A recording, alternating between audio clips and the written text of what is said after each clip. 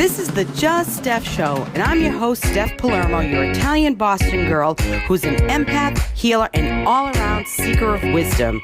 Tune in weekly for advice on how to live your best life at work, home, or play so you can feel groovy every day. Hey, happy Thursday. We are sliding into the weekend. It's Just Steph.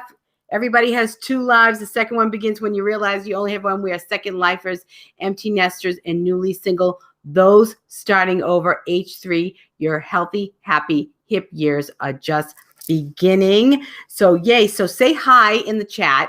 Make sure you say hi to me so I know you're there, and I will definitely do a shout out. Also, when my videos come up, my lives, make sure you hit the button with the bell to be notified for when I go live. And I'm just gonna, let's see, what are we doing today? Let me see.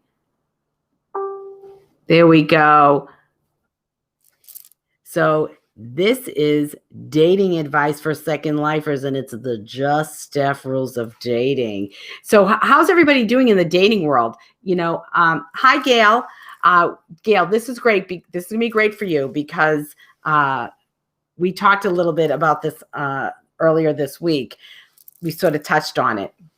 So how do you know if you're ready to date again after a breakup or a loss or whatever is going on in your life? Maybe your kids, maybe you've been divorced, but your kids, you decided that you weren't going to date until your kids went off to college, and now here you are alone. Which I actually don't recommend that, but whatever works for everybody is, it's different. So I thought, well, people always say, they say, oh, you need to work on yourself after you've had a breakup. It's time to work on yourself before you get back into a relationship. And I don't know about you, but that always infuriated me when I came out of a relationship, because you're so in that space. You're like, well, this didn't work out, so I'm just going to get right back on the dating apps, or I'm going to go out there and find somebody to fill that space. And it always infuriated me, but it was the right thing to do. And the thing is what can you do? But here's the problem with breakups or times of extreme. You don't even have to be really lonely, but it's just you're missing that other person. And actually, you might not even be missing the person, but you can be missing the life that you had with that person. I had that a few years back. The breakup was devastating, not because of the person that I was separated from, but because of the life that I had. I was still living in Atlanta, and I was being able to come up here to Boston and kind of sort of play house and have my space and go to my gym up here and see my family. And this person fit in with all my friends, and it was just easy. It was easy outside though, but it really wasn't easy at home because it wasn't a good match. So I missed the life that I had with that person, not so much the person. What I want to say is when you have a breakup, the feelings are so overwhelming that it's hard to sort of muddle through what you're really feeling. And I spent some time after that last breakup really working on deciphering why I was feeling so bad, because it really wasn't, and it really didn't take long, because it really wasn't about the person. It was about accepting my new life. Like, okay, well, when I come up to Boston, I'm going to just have to stay with my mom and until I can, get back up here permanently, which I did. I'm going to just go out with my friends, which I did. And then when I went to Sicily, I learned so much about community, which is what I spoke about yesterday. that I realized I was having such an amazing time with the community and getting filled up in that community that I didn't need anybody. And when I got divorced back in, my divorce was final back in 2014.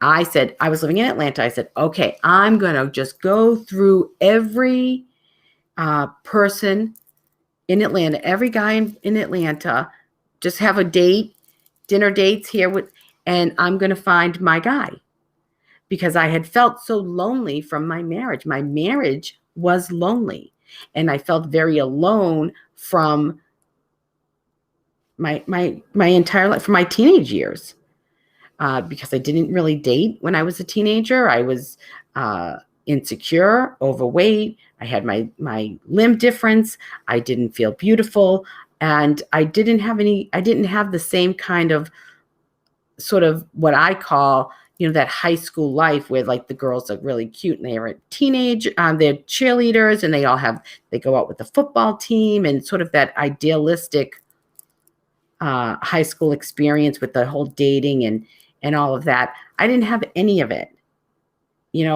Prom time was tragedy for me. I had to figure out who I was going to go to the prom with. And so when I got out of my marriage, I was like, oh, I'm just going to date. I look good. I feel good. I'm going to go. And I did that until I went to Sicily in 2019 and realized that the community was enough for me.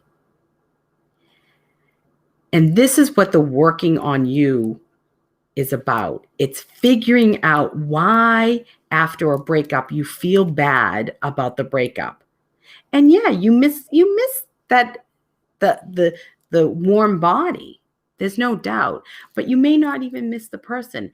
And I'm going to give you some advice. And it's the hardest advice. I have a hard time with this. I will tell you that. This is something that I struggle with, but this is the best advice you can get. 30 days, no contact. 30 days. No texting, no talking on the phone, no emails, no social media contact at all. 30 days. And I'm going to tell you why. It takes that long, and it may even take longer depending on how wrapped up you are. And if it was a toxic relationship, it could take years because you're not unraveling. You're not getting the help that you need to unravel, and you end up back in other toxic relationships. But let's just say it's sort of a normal, whatever normal is, breakup. You need 30 days to gain some clarity. After 30 days, if you're still saying, I want him back, I want her back, then you start to figure out why you want, you're able to see, you're able to see clearer. I will, in most cases, you'll go, thank God they did me a favor. Thank God. Or I did myself a favor. Because even if you do the breaking up, you're going to have to deal with the 5 stages of grief: denial, bargaining, depression, anger, and acceptance. And a lot of times that denial and bargaining is done while you're still in the relationship. So you only have a little bit of that to go through once you're broken up. But you need those 30 days to have clarity, to not be confused as to what actually has gone on. Once you get through those 30 days, and I'll tell you what, back when I had that breakup with that long distance person, one of my friends had known some information, and I said, I need 30 days. Don't tell me for 30 days. And then she did. After that, she respected that, and she told me, and it was something that I, as an intuitive, I knew. But it was, and it was still a little painful. Not painful, but I'm like, ugh, why would I even put myself in that situation? But anyway, so when you work on yourself, you want to get to the space where you are so good on your own. You're happy. You're great when you're alone. Like when we went on lockdown, I was mad because I wasn't going out with my friends, but I was happy. I sort of plunged into work. I finished my book, writing my book, and I published it, and I launched a membership community. I was hyper focused until I got bored and said, I'd like to go on a dinner date. But I still didn't need anybody. I still don't. I don't need, I want, and I enjoy. You have to get to the space where you're so good on your own. And a lot of times, most times, people don't give themselves enough time to get to that place. They automatically jump back in with somebody else. And I understand it. I've done it. I did it back through the years.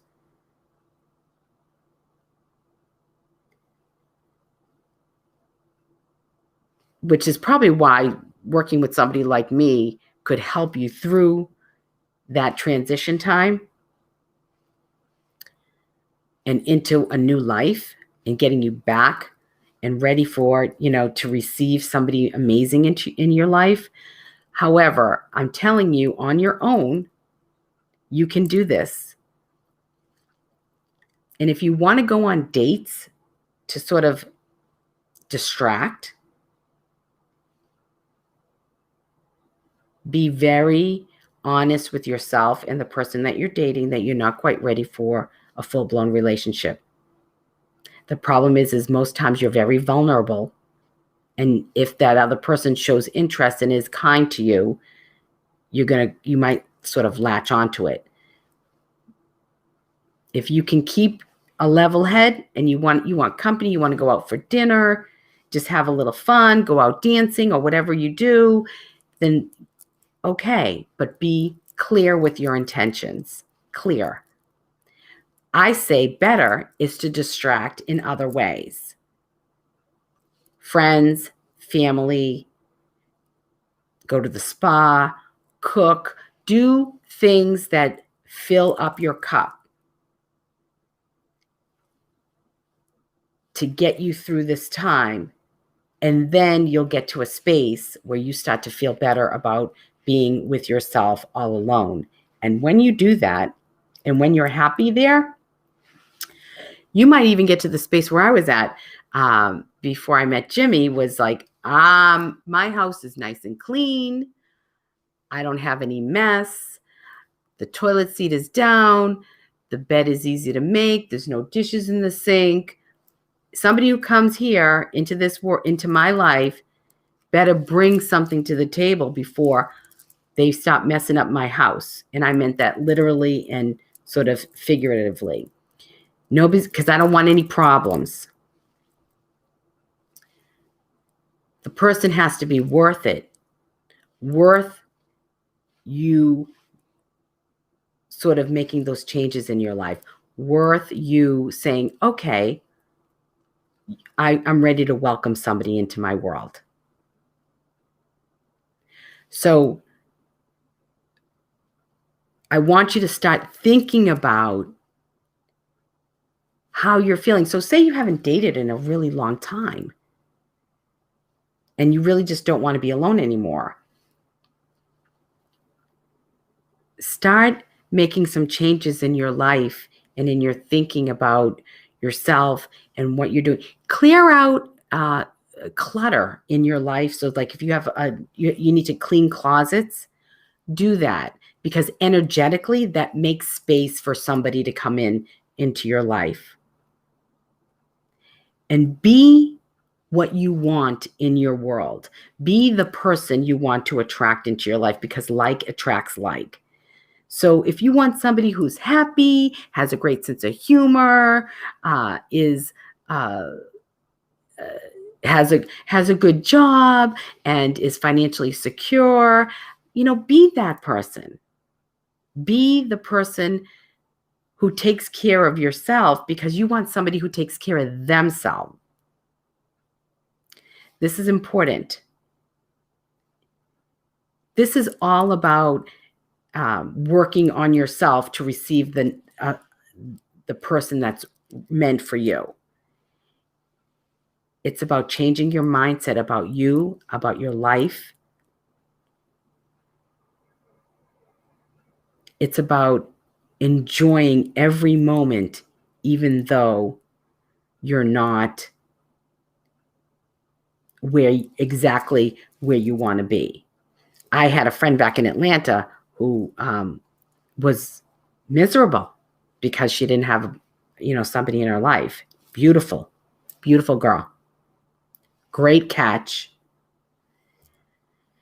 And, I'm not really sure, but, what happens is until you get happy, then when you meet that person, that right person, you're still going to be miserable. What makes you think that if you're miserable right now in your life for whatever reason, but especially if you don't have somebody, if you don't have that love relationship, what makes you think when you get that love relationship, you're going to be happy all of a sudden? Nobody, don't hang your hat on a hook that can't bear its weight.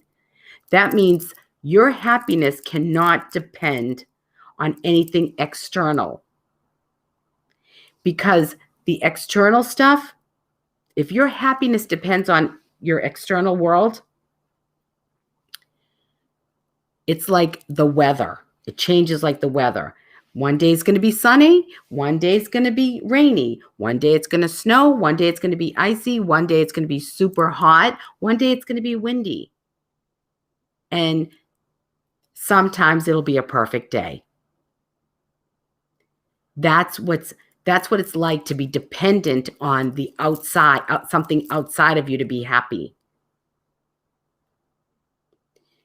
You need to be dependent on yourself for your own joy, loving yourself. And when you can do that, you can receive somebody into your life, because you know what? They're going to have bad days. And your happiness is not going to be dependent on that. You might feel bad and sort of walk with them in their, whatever they have going on, but you're still happy and content with yourself. See what I'm saying? It's a big difference. So many people I know are miserable because the people around them are miserable. And until you can get happy right now, you're not ready to receive anybody in your life. So I hope this has been helpful for you. If you have any questions or concerns, you can email me. Let's see, where is my email? You can email me at steph@juststeph.com, or message me on Facebook or on social media, and I'll be happy to answer any of your questions. And of course, if you want a reading, a soul assessment for me to help you, especially in these life transitions with partners, and maybe you're thinking about walking away from a partner, whatever that is, I can help you with all of that, because we want to get you on your soul's path to live your best purpose-driven life, a life that's leveled up and is grounded in love, joy, laughter, and healthy, encouraging relationships with the people around you. And that's what life is about. This is what life is, being joyful. And having somebody in your life as a love relationship isn't necessary. First of all, for the most part, it can be miserable if you're not with the right person. I was just saying this to a girlfriend of mine.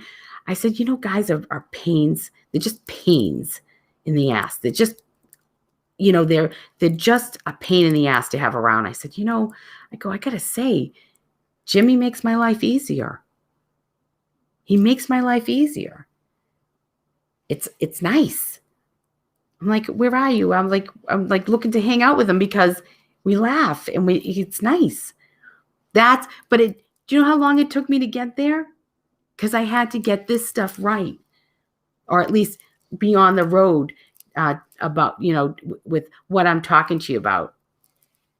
Hi, Denise. I'm glad you're here. Thanks for tuning in. So, and I know that a lot of men that I've talked with say the same thing about women. They're a pain. They don't want to commit. That all the things that we said about men and dating, the guys are saying the same thing for the most part. And back before I met Jimmy, and one of my friends wanted to fix me up. He said, "Stephanie, this guy wants to go out with you." I'm going, "I don't know, Anthony. I don't know. I don't want to go. I don't know." Because I was like, I just didn't want to be bothered. And he goes, "Stephanie, you're like a guy." But it was because I was in that space. Like, I just didn't want to ruin my life with another problem. So that's what I want for you. And I can totally help you with all of this. So reach out to me. I'll be happy to chat with you. Get on a quick call. If you want to do a soul assessment, I can send you the form, and I can send you a quick video about what I think, or we can get on, if you'd like a full soul reading, I can get you to schedule that as well. So that's all I have for you about that. I hope this information was good for you and it was helpful. So I'm going to pull a grace card for you. Let's see, right from the middle. Oh my gosh, this is amazing. Anticipation. Expect the best. The world is working in your favor. So think about that. You're in this space, looking for the love of your life, your soulmate, your person, right? And you're anticipating. So that's living in the moment, loving your life, but knowing that that more is coming. And if you say to yourself, today is the best day of my life, and every day you wake up and say, today is the best day of my life, think about where you're going to be in a month, in a year. You'll be waking up and looking next to you on the bed saying, today is the best day of my life, right? Anticipation. Expect the best. The world is working in your favor. So I will be back tomorrow with Love Card Friday. So make sure you tune in and find out what's in store for your love life this weekend. Be thinking now, 1, 2, or 3, because I'm back starting tomorrow. So take a risk, be vulnerable, share your heart and love always. Know I love you all. Wishing you love, balance, and peace. Ciao, ciao, baby. I love you. I do. Thanks for tuning in to the Just Steph Show. I really care about you, your happiness, and helping you make great choices for your life. So tune in next week for more wisdom from me. In the meantime, follow me on my Just Steph Facebook page, on Twitter at Steph Palermo. My Instagram account is JustSteph1, and subscribe to my YouTube channel, Steph Palermo. See you next week.